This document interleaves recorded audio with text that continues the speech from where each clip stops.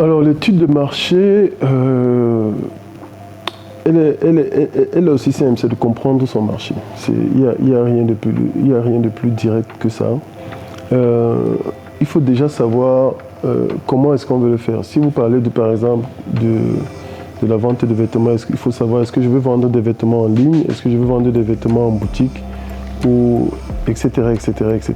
Donc, si votre idée, c'est déjà vendre des vêtements, il faut déjà comprendre quelles sont les différentes tendances. Aujourd'hui, le lifestyle, comme on dit en anglais, c'est quoi le lifestyle de mon marché? Est-ce que je veux vendre en Afrique? Est-ce que je veux vendre en Europe? Est-ce que je veux vendre, je ne sais pas où, en Amérique? Donc, quel est le lifestyle? Donc, c'est la première des choses, c'est de comprendre quelles sont les grandes tendances aujourd'hui, quelles étaient les grandes tendances passées et quelles seront les grandes tendances dans les 5, 10, 20, 30 ans à venir. Donc, c'est déjà ça les premières questions du marché. Est-ce que les gens vont plus porter des chemises? Est-ce que les gens vont plus porter des vestes? Est-ce que les Africains sont en train de plus porter de retourner vers les tenues traditionnelles, etc., etc. Donc, l'étude de marché, en fait, vise à comprendre sa cible. Vous voulez vendre des habits aux gens, quels sont les types de vêtements dont ils ont besoin? Est-ce qu'ils ont des saisons? Est-ce qu'ils s'habillent différemment de premier, deuxième, troisième trimestre, ou automne, été, hiver, etc., etc.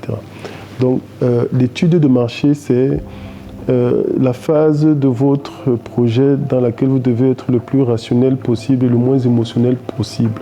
Parce que là, ce qui va parler, c'est les statistiques. Ce n'est pas ce que vous souhaitez voir, mais c'est la réalité qui est. Donc, c'est un travail d'observation, c'est une enquête en réalité, l'étude de marché. C'est aussi simple que ça. Et elle doit être toujours liée à votre capacité, à ce que vous voulez faire, à ce que vous voulez produire. C'est justement après cela que vous aurez maintenant une connaissance claire de comment est-ce que vous devez adresser ce marché-là, quel type de vêtements vous devez faire, est-ce que vous devez les vendre en boutique, est-ce que